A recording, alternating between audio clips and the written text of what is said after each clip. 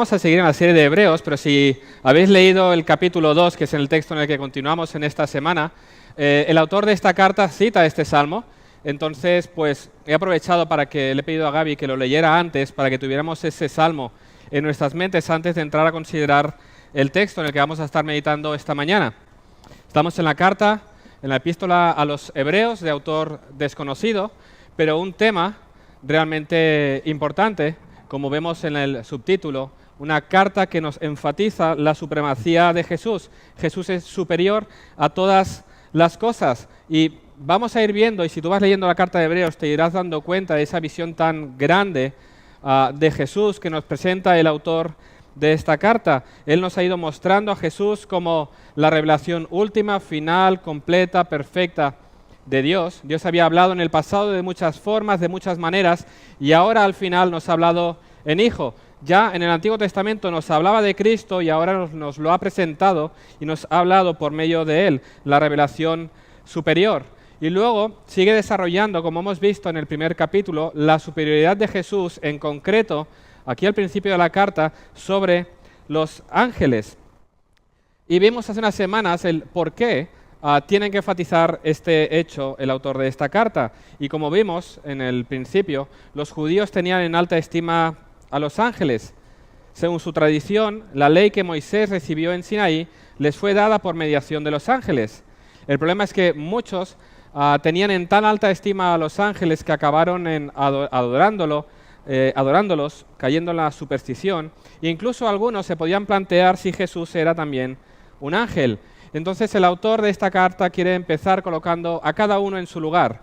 Jesús es Dios, el eterno Dios, el creador y sustentador de todas las cosas, la revelación última, completa y perfecta. Ese argumento de menor a mayor. Jesús es superior, su palabra es final, es confiable, es firme. Por lo tanto, Él coloca a cada uno en su lugar. Jesús es el Rey, Él está por encima de los ángeles, Él ha heredado un mayor nombre, Él tiene una posición más elevada. Jesús es el soberano y los ángeles están por debajo. Los ángeles le sirven a Él, pero también Jesús los envía para que nos sirvan a nosotros. Entonces, Él quiere enfatizar esta verdad y lo ha ido repitiendo todo el capítulo 1 y vemos que el texto que vamos a leer esta mañana vuelve a citar el tema de la superioridad de Jesús sobre los ángeles. Ahora, como vimos hace un par de semanas cuando Gaby nos compartió el principio del capítulo 2, esto no es mera teoría. El autor de Hebreos no quiere que nos quedemos con esa imagen de Jesús y digamos, bien. Él, iréis viendo a lo largo de la carta cómo va introduciendo exhortaciones en la medida en que Él va hablando, porque para Él estas verdades demandan una respuesta de nuestra parte. Si Jesús es superior a los ángeles y vosotros teníais en alta estima ese mensaje, esa palabra dada, la ley en Sinaí, mediada por medio de los ángeles, si vosotros eso lo teníais en consideración, ¿cuánto tenéis que prestar atención a esta palabra final que es el mensaje del Evangelio, que es Cristo? Si la desobediencia de la ley tuvo su justo castigo y juicio, ¿qué será de nosotros si descuidamos esa verdad del Evangelio? Si descuidamos la salvación tan grande que tenemos en Cristo. Vais viendo lo que va haciendo. Jesús es superior a los ángeles. Bien, ok, ¿qué haces entonces? Presta atención, toma en serio este Evangelio. No descuides esa salvación tan grande, no sea que nos desviemos.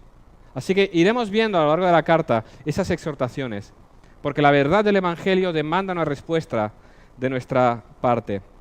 Él hizo esta exhortación. Y ahora vamos a continuar en ese argumento que él va desarrollando en el capítulo 2 y vamos a leer a partir del versículo 5 hasta el versículo 9.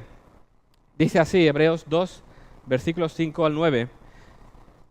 Porque no sujetó a los ángeles el mundo venidero, acerca del cual estamos hablando, pero alguien testificó en cierto lugar diciendo, ¿qué es el hombre para que te acuerdes de él? ¿O el hijo del hombre para que le visites? Le hiciste un poco menor que los ángeles, le coronaste de gloria y de honra, y le pusiste sobre las obras de tus manos. Todo lo sujetaste bajo sus pies, porque en cuanto le sujetó todas las cosas, nada dejó que no sea sujeto a él. Pero todavía no vemos que todas las cosas le sean sujetas. Pero vemos a aquel que fue hecho un poco menor que los ángeles, a Jesús, coronado de gloria y de honra a causa del padecimiento de la muerte, para que por la gracia de Dios gustase la muerte por todos. Sigue en este texto colocando a cada uno en su lugar. Jesús está por encima, es superior a los ángeles. El trono le pertenece a Jesús, no a los ángeles. Pero hay una verdad que enfatiza el autor en este texto y es el punto que quiero que consideremos esta mañana y tiene que ver con nosotros, tiene que ver con el hombre. El autor se ha propuesto mostrarnos cómo Jesús, por medio de su obra, restaura nuestra dignidad y nos devuelve al lugar establecido por Dios en la creación.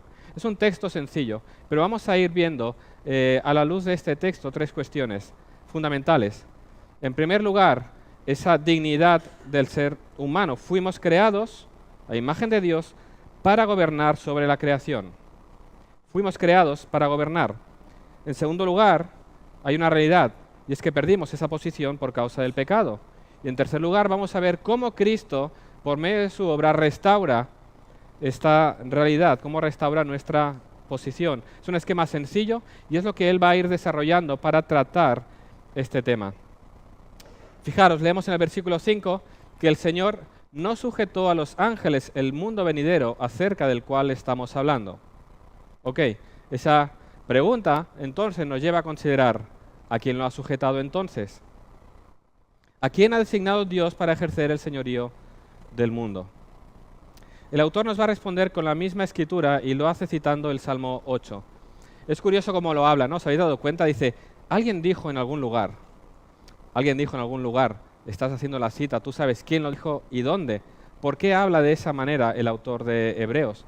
Y si te fijas a lo largo de la carta te darás cuenta de que él cita el texto y no dice quién lo dijo, cuál fue el escritor humano. Porque su énfasis a lo largo de la carta es mostrar la palabra de Dios, que su argumento descansa, no quita la realidad de que lo escribieron hombres, pero quiere enfatizar esa autoría divina, que esta palabra que él está citando es palabra de Dios. Él sabe quién lo dijo, él sabe que fueron hombres inspirados por Dios, pero quiere que el texto hable por sí mismo con esa autoridad divina. Ahora, ¿de qué habla el Salmo 8? Lo hemos leído hace un momento, es un salmo precioso, no seguro que nos lo sabemos de memoria, es maravilloso. ¿De qué nos habla? Nos muestra la gloria de Dios en la creación y la majestad y la dignidad del ser humano. ¿Os habéis dado cuenta al leer el texto cómo empieza mostrando la gloria de Dios en la creación y termina también hablándonos de la gloria de Dios y en medio nos habla del hombre? Nos habla de la majestad de Dios y nos habla también de la dignidad y majestad del hombre. Dentro de esa descripción de la gloria de Dios encontramos descrita la dignidad de esta creación especial. El salmista ve la creación, lo maravillosa que es, versículos 3 y 4 del Salmo 8, cuando veo tus cielos, obra de tus dedos, la luna y las estrellas que tú formaste, digo, ¿qué es el hombre para que tengas de él memoria y el hijo del hombre para que lo visites? Si tú observas la majestad, la inmensidad del universo, es asombroso, nos humilla. Hay un vídeo muy interesante en YouTube, lo podéis buscar con las palabras Cosmic Eye, ojo cósmico. Es una visión que a partir del ojo de una chica, la cámara se aleja a lo más lejano que puedes llegar a imaginar. Es asombroso. No somos un puntito, puntito se ha perdido. Es asombroso la majestad, la inmensidad del universo. Luego ese zoom que se va a lo más lejos del universo, llega al ojo de regreso y entra en lo más profundo hasta el átomo. Es espectacular. Te quedas asombrado, maravillado de la inmensidad y la complejidad de la creación. Es algo que no podemos llegar a imaginar. Y el salmista solamente mira al cielo estrellado. Aquí nos cuesta con tanta luz. Vete a algún lugar sin contaminación lumínica y es espectacular. Ves el cielo y dices, ¿qué somos a la luz de todo esto? La contemplación de la inmensidad del universo en comparación con la pequeñez del ser humano ha llevado a filósofos, científicos a dejar citas para la historia muy interesantes para intentar hablar de esta grandeza o de nuestro lugar. Voy a citar a dos conocidos, Stephen Hawking y Carl Sagan, científicos y divulgadores. Stephen Hawking dijo en una ocasión, Solo somos una raza avanzada de monos en un planeta menor de una estrella promedio, pero podemos entender el universo y eso nos hace muy especiales. Son muy bonito, pero te ha llamado especie de mono. Pero bueno, nos hemos espabilado. Antes que él, también el científico Carl Sagan dijo, si estamos solos en el universo, seguro sería una terrible pérdida de espacio. Somos nada en medio de la inmensidad de ese universo. En otra ocasión dijo, esta cita es muy conocida, somos polvo de estrellas que piensa acerca de las estrellas. Somos el medio para que el cosmos se conozca a sí mismo. Declaraciones muy bonitas, que te puedes hacer ahí una imagen de fondo de pantalla, pero ya me dirás. Esa es la sabiduría de los hombres. Hombres, dos exponentes de alto nivel científico. Vamos a ver qué dice el Salmo 8. ¿Qué es el hombre?, decía el salmista, para que tengas de él memoria, y el Hijo del Hombre para que lo visites. Le has hecho poco menor que los ángeles, y le coronaste de gloria y de honra. Le hiciste señorear sobre las obras de tus manos, todo lo pusiste debajo de sus pies. ¿Qué es el hombre a la luz de la inmensidad del universo? Es la corona de la creación de Dios. Este salmo nos recuerda algo que ya se estableció en el principio de todos los tiempos. El hombre fuese creado para ser rey de la tierra, para gobernar la creación en nombre de Dios. Esto es lo que vemos. El salmista se maravilla al pensar en la gloria y el honor que Dios ha dado a la humanidad, al hacerlos en grado un poco inferiores a los ángeles, pero darles dominio sobre toda la creación. Eso es lo que hemos expuesto en el principio de las Escrituras. En el principio de los tiempos, Dios creó todas las cosas, las que se ven y las que no se ven. Creó ese universo entero que cuando veas el vídeo vas a quedar asombrado. Fue creado por Él.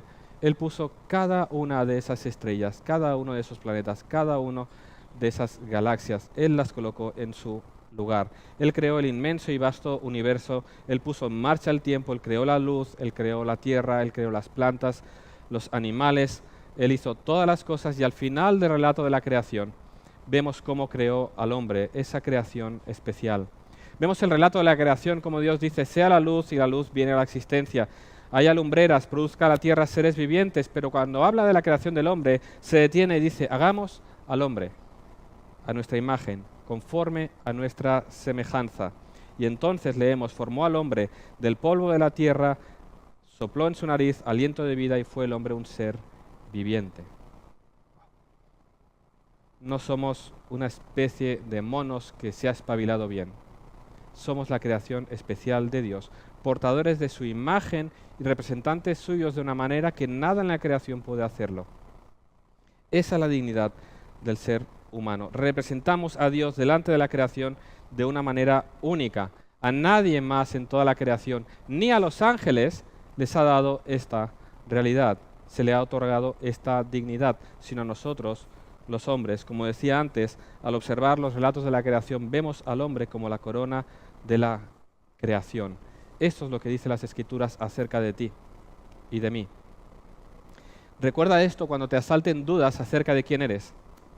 En un tiempo en el que vivimos hoy, en que muchos tienen dudas acerca de su propia identidad, en el que no sabemos quiénes somos, de dónde venimos, quizás sentimos que no somos nadie, que no somos más que una mota de polvo insignificante en la inmensidad del universo, que no le importa absolutamente a nadie. Recuerda quién dice la Escritura que eres.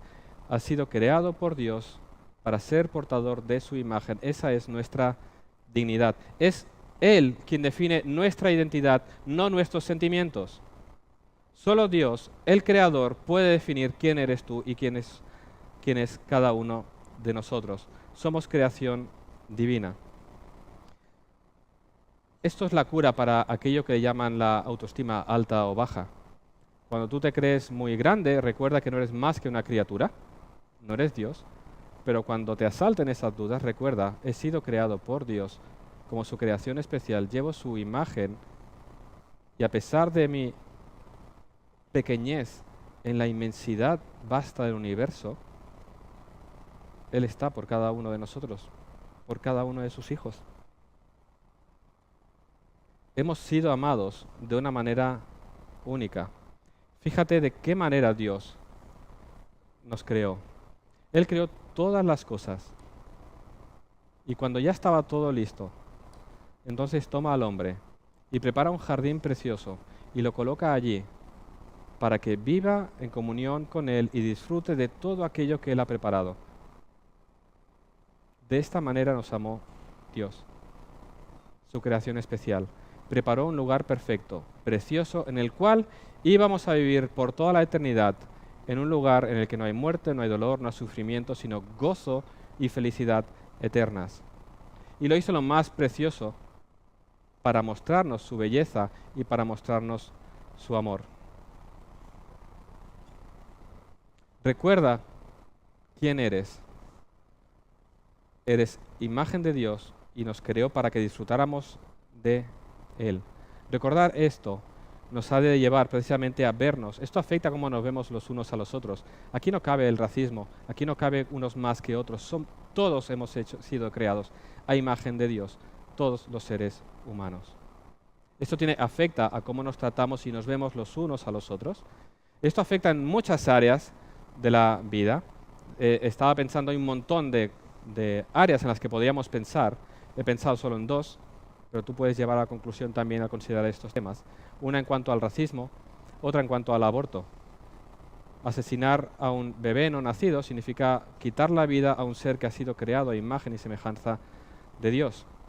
Estamos atacando la misma imagen de Dios. Así de importante es considerar qué es el hombre, no en base a lo que dice la sabiduría humana, sino en base a lo que la Escritura ha determinado que el hombre es.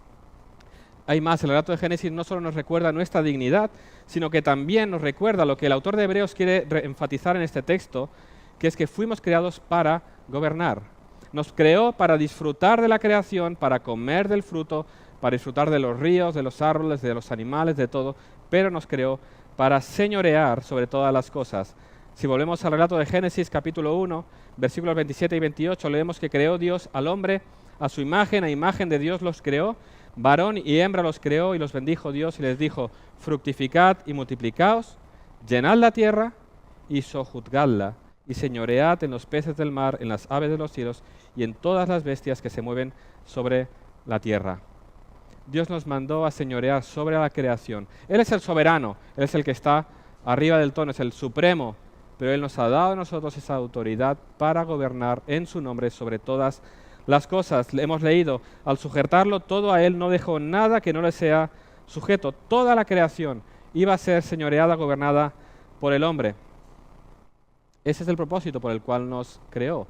Gobernar, señorear sobre los animales, sobre las plantas, sobre todas. Ejercer dominio sobre ella.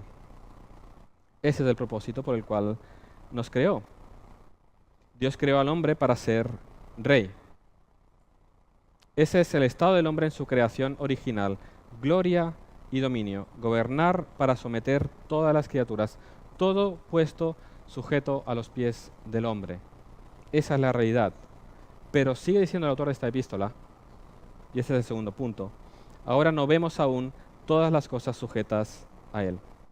Hablamos de esta maravilla de cómo Dios diseñó, preparó y estableció todas las cosas, pero esa no es nuestra experiencia hoy.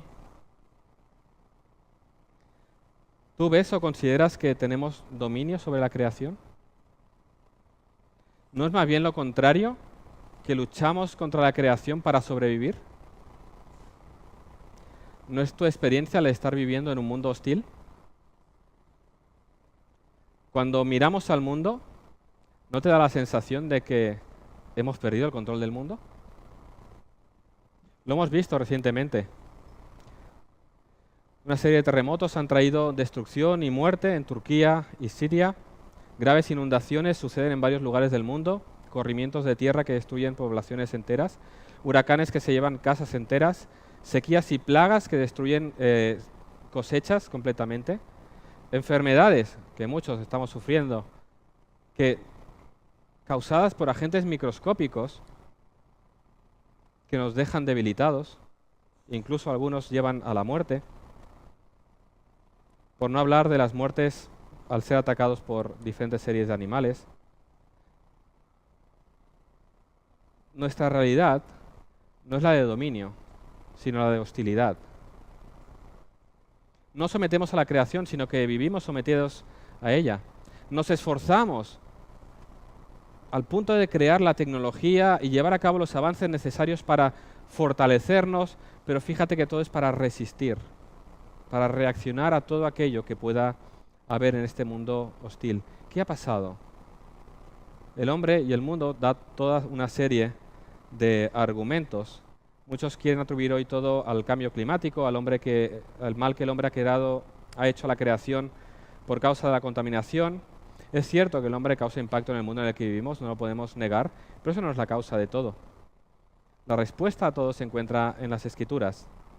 Nuestra posición de dominio, de gloria, el hecho de vivir en un mundo hostil, que está contra nosotros, contra el cual luchamos para sobrevivir, nuestra pérdida de posición fue por causa del pecado de Adán y Eva. Por pretender una posición que no les correspondía, perdieron la posición que Dios les había otorgado. De sujetar la creación, ahora vivimos sujetados a ella. De reyes hemos pasado a ser esclavos por causa del pecado. Por causa del pecado fuimos expulsados de ese jardín precioso que Dios nos había entregado.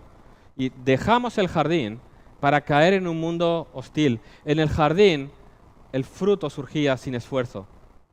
Ahora, mañana es lunes. Ya lo he dicho todo. Con dolor comerás de ella todos los días de tu vida. Espinos y cardos te producirá y comerás plantas del campo. Con el sudor de tu rostro comerás el pan hasta que vuelvas a la tierra. Fuimos creados para trabajar, pero ahora el trabajo es duro y no produce fruto en ocasiones. Nos esforzamos con el sudor de nuestra frente, plantamos campos y una sequía o una plaga destruye por completo esa cosecha. El trabajo es bueno, fuimos creados para trabajar en el jardín, diríamos, es lunes y diríamos ya. Pero hoy en día vemos el trabajo como duro, arduo, sufrimiento.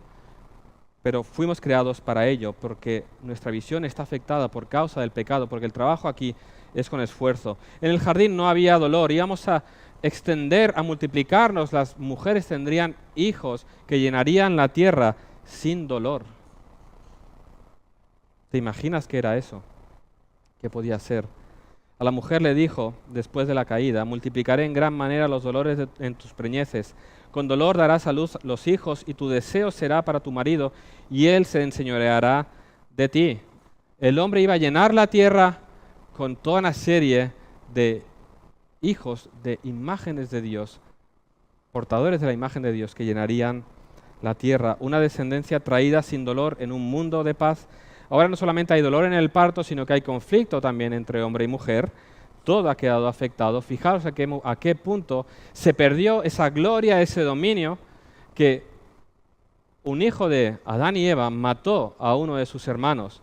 A este punto cayó el hombre. Los animales caminaban junto al hombre en el jardín. ¿Te puedes imaginar a Adán delante de un león o de un oso? Le decía, siéntate que te voy a poner nombre. Sin problemas, sin conflicto. Los animales se sujetaban a los hombres. Hoy los tenemos que domesticar, algunos con fuerza, para que puedan someterse. Hay otros que son salvajes, que no se pueden someter de ninguna manera.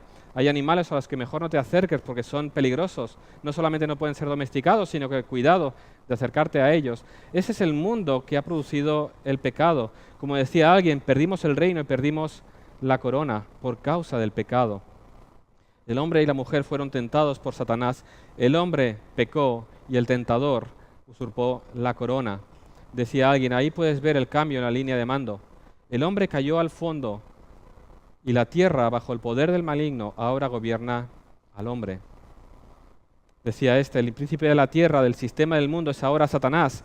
1 Juan 5:19, el mundo entero está bajo el maligno. Él gobierna la tierra maldita, que a su vez gobierna al hombre pecador.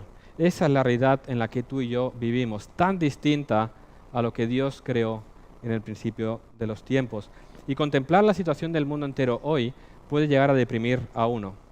Hay un sentir de pesimismo generalizado acerca de la situación, al punto, como decían hace un tiempo, que muchas parejas no quieren tener hijos para no traerlos hacia este mundo. Están preocupados por lo que van a dejar a las generaciones anteriores y dicen, ¿cómo yo voy a traer un hijo a un mundo como este que vemos que está degenerando? ¿Cómo voy a traer hijos a este mundo? ¿Cómo les voy a hacer sufrir las consecuencias del desastre que se está produciendo? Hay una preocupación muy elevada por la ecología, por todas las cosas. Hay un esfuerzo descomunal por intentar salvar este mundo, porque el mundo nos está mostrando que se está muriendo. Incluso, vista la condición de nuestro mundo, ha empezado la carrera por colonizar otros planetas. Este planeta no tiene solución, por lo tanto vamos a buscar otro. Hay una película que me gusta mucho, seguramente habéis visto, Interestelar, una obra de arte. Es aquellas películas que o te encantan o dices... "Pff".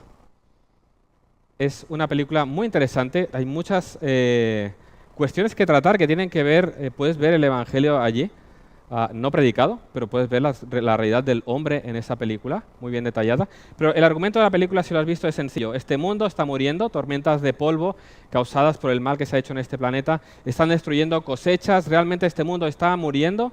Entonces, de manera secreta, el protagonista de la película descubre que hay un plan secreto de la antigua NASA que se ha propuesto buscar otro planeta similar a la Tierra para colonizarlo y volver a empezar allí y poblar otro planeta, es decir, preparar una supuestamente gran nave y llevar a toda la humanidad hacia otro planeta e empezar de nuevo. No os contaré más por si la queréis ver, porque a mí me destroza que me expliquen el final de las películas, pero es muy interesante ver el deseo del hombre de salvarse a sí mismo y de volver a empezar porque sabemos que lo hemos hecho mal. Y el mensaje bonito y romántico de la película es, vamos a empezar de nuevo en otro planeta y ahora vamos a hacer las cosas bien, no como lo hemos hecho hasta ahora. Ese es el deseo del hombre. Vemos que esto no tiene solución, que no podemos hacer absolutamente nada, que no está en nuestras manos, entonces vamos a buscar otra solución. La mala noticia es que no vamos a poder. No significa esto que no tengamos que crear de la creación, hemos sido creados como mayordomos de Dios y debemos cuidarla, pero no debemos desesperar porque este mundo terminará. No desesperes al ver las señales que nos da este mundo de que está yendo hacia la destrucción, que se va a terminar, porque es así. Este mundo no es el fin. Este mundo va a ser pasado por fuego por Dios y Dios va a crear una nueva creación. Será Él el que creará un nuevo mundo donde aquellos que han reconocido a Jesús como el Señor y Salvador, vivirán en un lugar precioso, mucho más abundante que el jardín del Edén. Es Dios quien va a hacer ese nuevo mundo. Es Dios quien va a hacer nuevas todas las cosas. Así que no desesperes al ver y mirar a tu alrededor. Si eres hijo de Dios, tú puedes estar tranquilo de que Dios ya tiene todo resuelto. Solo falta tiempo. Y tú ves el mundo que gime. Y de la misma manera que tú gimes al ver la situación del mundo, nos dice el apóstol Pablo, que la tierra misma es consciente de esa realidad y está esperando ese día de la liberación. Romanos 8, 19 al 20, porque el anhelo ardiente de la creación es el de aguardar la manifestación de los hijos de Dios, porque la creación fue sujetada a vanidad, no por su propia voluntad, sino por causa del que la sujetó en esperanza. La tierra, el mundo completo esperando ese día en que el Señor regresará y hará todas las cosas nuevas y el dolor, el sufrimiento, el mal dejarán de ser para siempre. Esa es la buena noticia. Nosotros, como hombres, hemos fracasado absolutamente en nuestra misión. No hay gobierno humano, no hay tecnología humana, no hay avance científico alguno que pueda resolver el problema en medio en el cual nos encontramos. Pero hay una buena noticia. Sigue diciendo el autor de esta carta que vemos a aquel que fue hecho un poco menor que los ángeles, a Jesús coronado de gloria y de honra a causa del padecimiento de la muerte, para que por la gracia de Dios gustase la muerte por todos.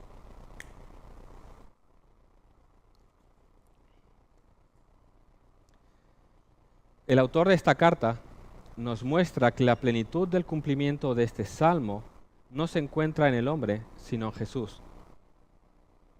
Es cierto que todo lo que se habla en el Salmo aplica al hombre, pero aplica de manera completa y plena en Cristo Jesús, el Hijo del Hombre.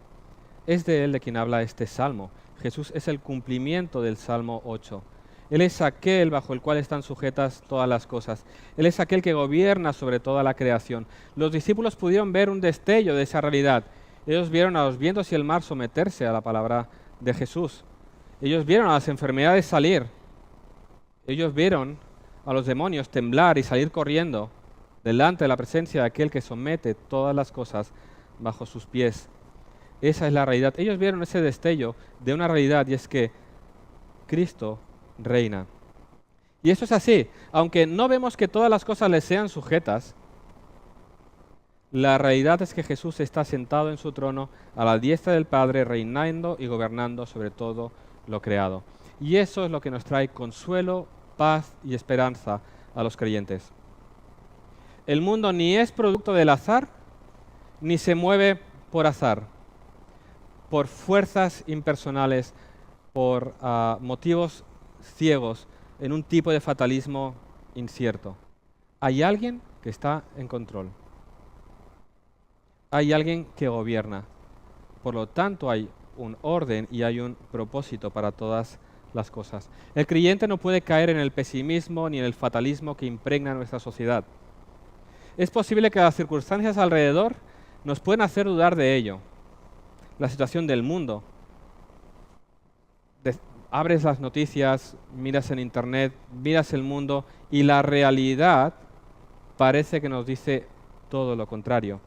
Es posible que las circunstancias nos hagan dudar de ello, que las circunstancias incluso de nuestras propias vidas nos pueden hacer dudar, como podía suceder a los destinatarios de esta carta. Por causa de su nueva fe en Cristo, ahora ellos eran rechazados por sus vecinos, por aquellos con los que hacía 3 semanas iban juntos a la sinagoga, con los que celebraban fiestas, las fiestas establecidas en el Antiguo Testamento, con quienes compartían esas ceremonias y esos rituales. Ahora ellos eran sus enemigos, les perseguían, sufrían oposición. Esa nueva vida en Cristo era dificultosa. Todo alrededor les era hostil. Señor, ¿estás allí? Porque lo estoy pasando verdaderamente mal. He perdido todos los amigos. El vecino de arriba no me habla porque creo en Cristo. Me han echado del trabajo porque no quiero rendirme a ese ídolo. Señor, ¿dónde estás? Estoy sintiendo, me estoy encontrando solo. ¿Dónde estás? Estás allá arriba. Aunque ahora no lo veamos, la realidad es que Él está en control, arriba, coronado de gloria y de honra. Aunque ahora no lo veamos y las circunstancias parezcan que nos digan otra cosa, Jesús está sentado a la diestra del Padre y gobierna sobre todas las cosas. Y no solamente Él gobierna, la buena noticia es que ese gobierno, ese dominio que perdimos por causa del pecado, va a ser restaurado por Cristo para todos aquellos que confían en Él. Leemos el Salmo y vemos cómo aplica al hombre y de manera final a Cristo. Y vemos que es cierto que al final de los tiempos toda la creación se arrodillará delante del Señor y reconocerá que Él es el Señor. Esa es la realidad. Todo aquel que hoy lo rechaza y no quiere reconocer el señorío de Cristo, un día se va a arrodillar y va a reconocer que Él es el Señor. Esa es nuestra esperanza. Pero el cumplimiento final se encuentra no solo en Cristo, sino también en esta nueva humanidad de la que Él es cabeza, esa nueva humanidad de la que Él representa, la humanidad redimida y restaurada por Él. La buena noticia es que el gobierno del hombre solo puede ser restaurado por Cristo y de hecho será restaurado para todos aquellos que se rindan a Él y lo reconozcan como Señor y Salvador. Aunque ahora no lo veamos, esa es la realidad. Él gobierna y Él va a restaurar todas las cosas. Esa es una buena noticia, como decía antes, para el creyente. Es una mala noticia para aquel que lo rechaza hoy.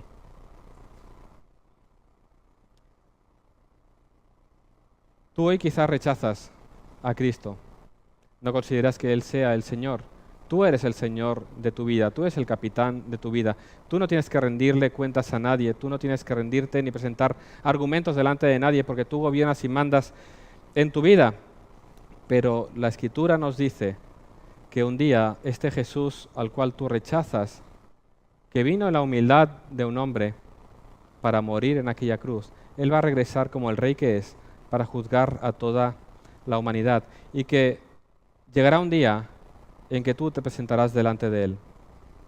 Ese día en el que decía que te arrodillarás, en que te darás cuenta de quién es verdaderamente tú y quién es verdaderamente Él, y te lamentarás de haber ignorado durante toda la vida todas las advertencias y llamados de todos aquellos que te decimos, ven a Cristo, ríndete a Él, a su señorío. Hoy todavía puedes rendirte, hoy todavía puedes venir a Él y ser salvado, reconocer tu miseria, venir en arrepentimiento y fe, reconociéndolo no solo como tu Salvador, sino también como tu Señor. Si haces eso, serás no solamente su hijo, sino que serás también hecho heredero.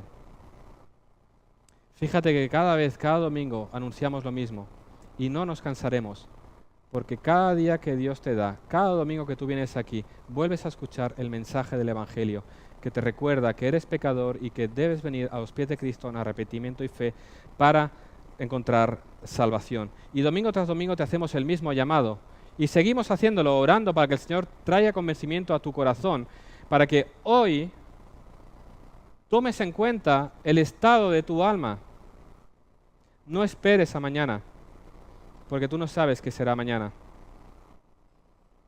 Hoy puedes ser llamado a la presencia del Rey y ser humillado delante de Él. Hazlo hoy para que ese futuro que está preparado cambie para ti de condenación y castigo a gloria en unos cielos nuevos y tierra nueva. Esa es la realidad. Este mundo en el que vivimos no es todo.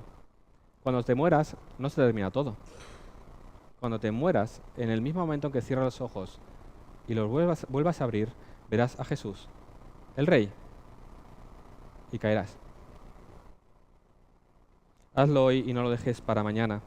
Seguimos en el texto y quiero que veamos la manera en que el autor de Hebreo nos muestra de qué manera nuestra posición es restaurada y cómo su gobierno es establecida. Volvemos a leer el versículo 9.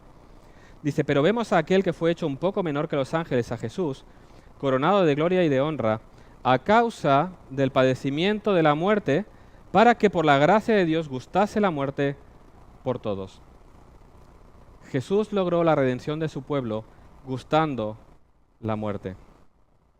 Nuestra salvación, la restauración de todas las cosas serán posibles por medio, o fueron posibles, por medio de la humillación y la muerte de Jesús. Y como en otras partes de las Escrituras vemos esa relación entre el sufrimiento y la gloria. El sufrimiento precede a la gloria. Así lo vemos en este texto. La victoria, la gloria se obtuvo por medio de la humillación del Hijo. Fijaros que hasta ahora el autor de Hebreos se ha referido a Jesús como el Hijo. Y ahora es la primera vez que habla de Él como Jesús. ¿Por qué introduce ahora este nombre de Jesús? Al hacerlo, ya nos está colocando en el marco de lo que quiere hablar, que es el marco histórico del sufrimiento y la muerte de Jesús. ¿De qué manera van a ser restauradas nuestra dignidad, nuestra gloria y posición? Por medio de la humillación de Jesús, que empezó el día de su encarnación, cuando fue hecho un poco menor que los ángeles. Ese poco menor, cuando aplica a los hombres en el Salmo 8, puede referirse a un grado inferior. Cuando vemos que lo usa el autor de Hebreos aquí, aplicándolo a Jesús, vemos que ese poco significa un poco de tiempo, tiene que ver por la duración. Jesús fue hecho un poco inferior a los ángeles por un poco de tiempo. Esa encarnación, ese estado de humillación fue temporal. Jesús existía desde la eternidad como el Dios eterno, la segunda persona de la Trinidad en gloria. Para lograr nuestra redención, Él tuvo que dejar la gloria y humillarse, descender, haciéndose hombre como tú y como yo. Para obtener nuestra redención, la segunda persona de la Trinidad tomó para sí una naturaleza humana. Se humilló haciéndose hombre, así lo dice el autor de la carta a los Filipenses. Pablo dice, hablando de Jesús, el cual, siendo en forma de Dios, no estimó el ser igual a Dios como cosa que aferrarse, sino que se despojó a sí mismo, tomando forma de siervo, hecho semejante a los hombres, y estando en la condición de hombre, se humilló a sí mismo, haciéndose obediente hasta la muerte y muerte de cruz, de la gloria a la tierra, de la tierra a la tumba. Ese es el camino que Jesús tuvo que recorrer de humillación para lograr nuestra redención. Él tuvo que sufrir esa humillación. Él fue muerto. Su humillación fue hasta lo sumo. Pero fijaros cómo esto es la causa de su coronación en gloria. Coronado de gloria y de honra, dice, a causa de su padecimiento de la muerte.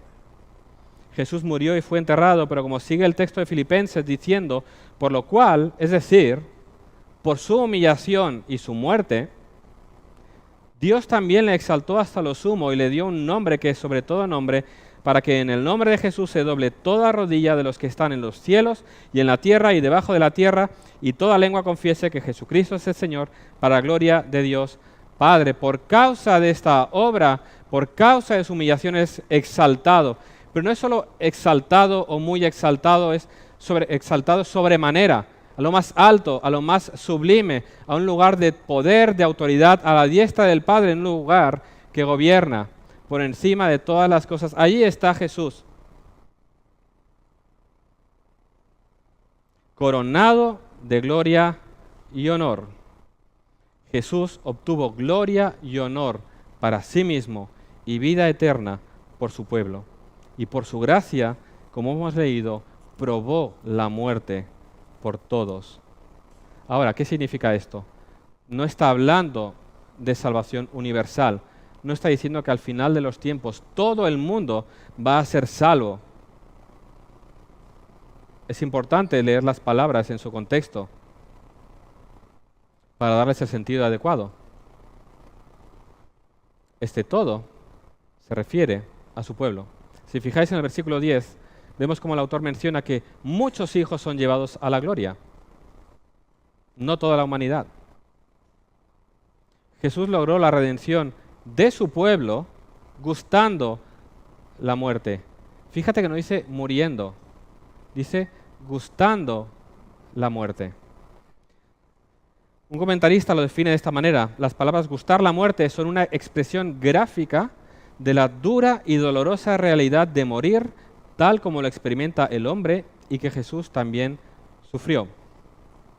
Jesús experimentó la muerte en el más alto grado, no como un noble mártir que aspira a un estado de santidad, sino como el Salvador sin pecado que murió para librar a los pecadores de la maldición de la muerte espiritual.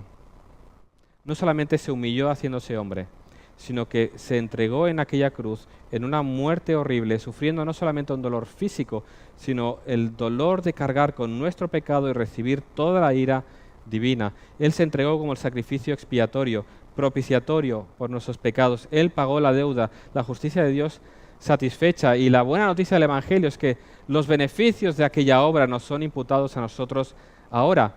Aquellos que creemos en Él, la justicia que Él ganó en la cruz nos es imputada, aplicada a nosotros, aquellos que creemos. Así que si crees que la salvación es por obras, es verdad.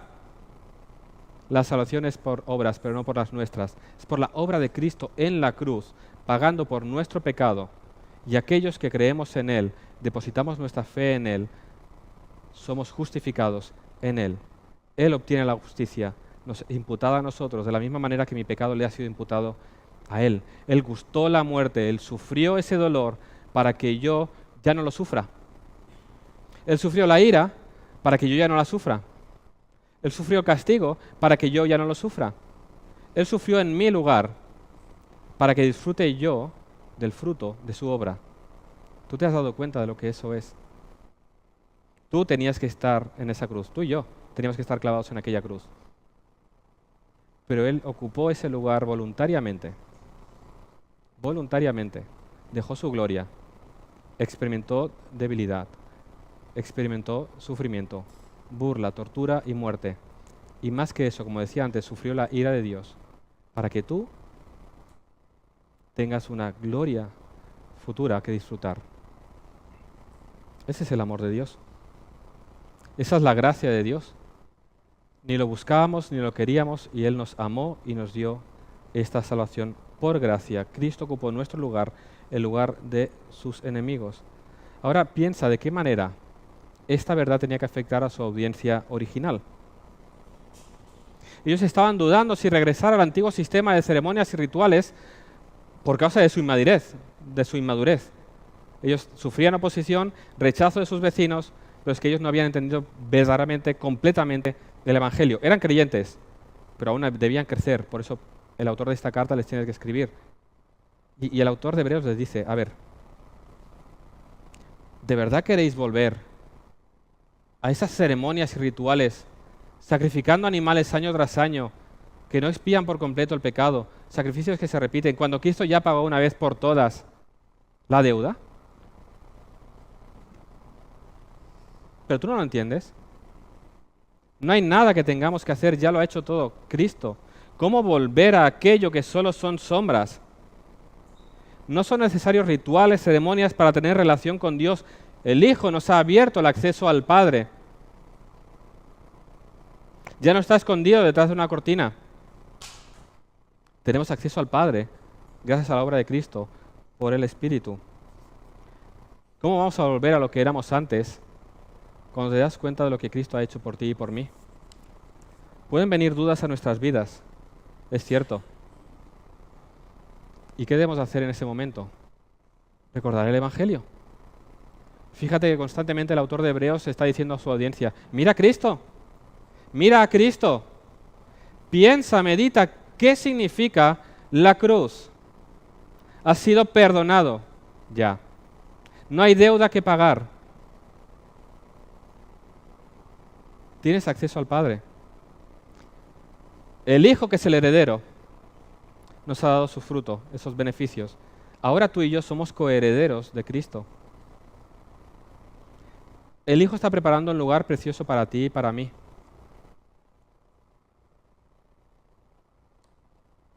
Mira a Cristo. Medita bien en el Evangelio. Es por causa de nuestra inmadurez, es por causa de nuestra poca comprensión del Evangelio que dudamos. Abre las Escrituras, profundiza en ellas. Es la mejor tarea que puedes llevar a cabo. ¿Qué es el hombre? Se preguntan muchos. Dicen unos que una especie de mono avanzado, otros que no somos más que polvo de estrellas, una serie de átomos que se han juntado y se han formado para vivir en un universo impersonal, gobernado por el azar, sin propósito alguno más allá del que nos queramos proponer, pero dice Dios, yo he creado al hombre para que sea rey de la creación. ¿De qué manera enfrentas el futuro? ¿Cómo es tu visión de lo que hay por delante? Si escuchas al mundo, como decía antes, el relato es pesimista.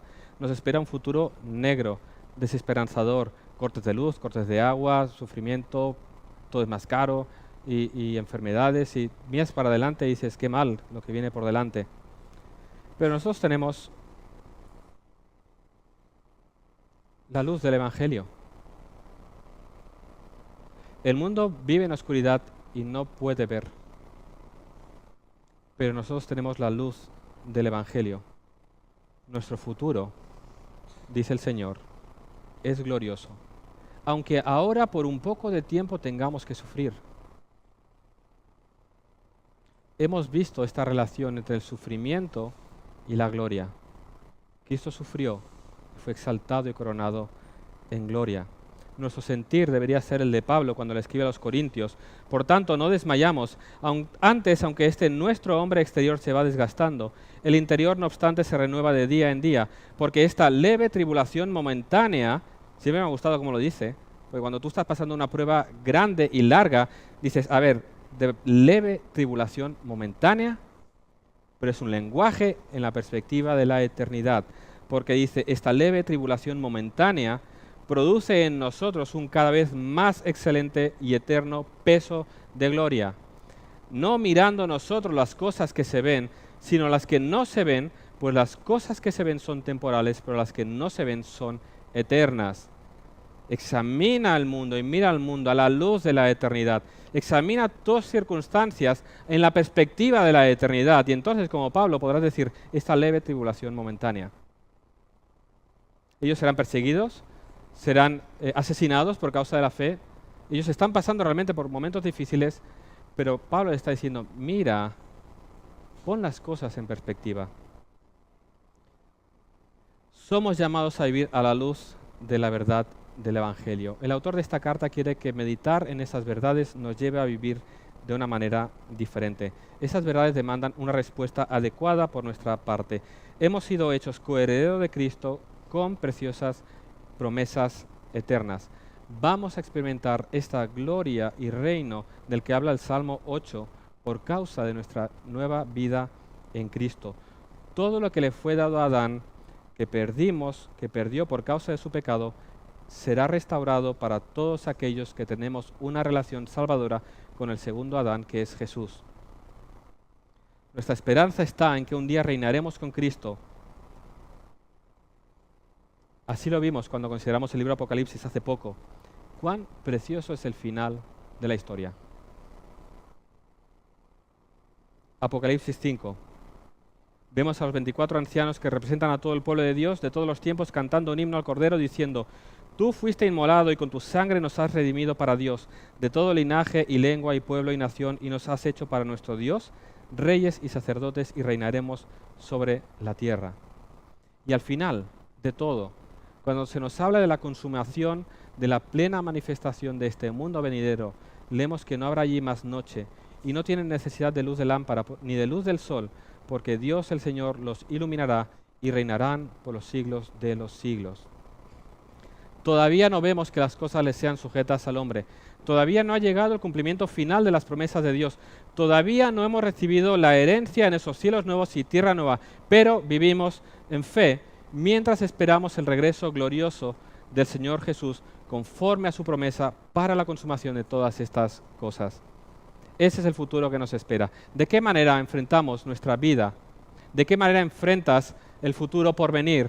Confía, descansa en la providencia divina. Confía y descansa. El final de todo es glorioso. Aquí seremos perseguidos, sufrimos oposición, seremos burlados. Es cierto, pasaremos de todo. Pero un día sé que estaré como Señor y Salvador y disfrutaré de Él cara a cara. ¿De qué manera esta verdad mueve tu corazón para vivir para Él hoy?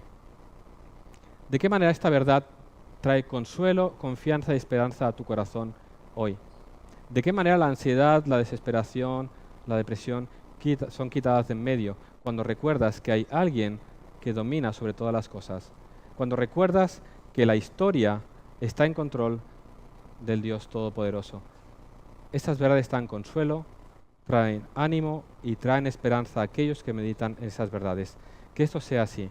Medita en la cruz de Cristo, alimenta tu alma con las verdades del Evangelio de manera que traigas gloria a Dios y vive con la esperanza de ese reino futuro, de esa consumación final de todas las cosas, de ese momento en que ya no habrá más dolor, más sufrimiento, más tristeza, sino gozo y felicidad para toda la eternidad.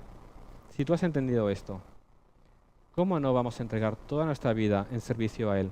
¿Cómo no vamos a entregar hasta el último aliento por aquel que nos ha dado esas preciosas promesas por el precio de su sangre?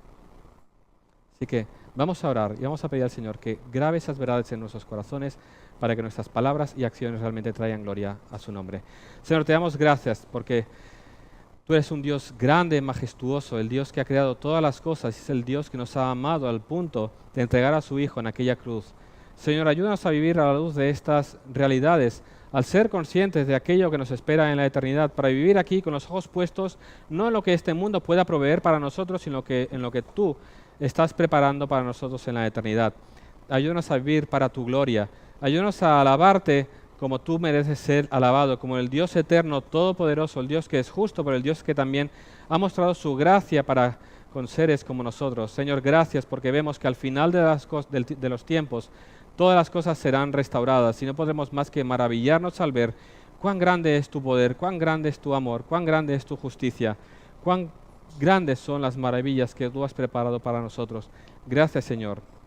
Queremos pedirte, Señor, que grabes bien esas verdades en nuestros corazones para que no seamos dominados por los pensamientos y mensajes de este mundo, sino que andemos en la verdad del Evangelio y que realmente nuestras vidas sean vividas para tu gloria aquí, de la misma manera que lo serán por toda la eternidad. Te lo pido en el nombre de Jesús.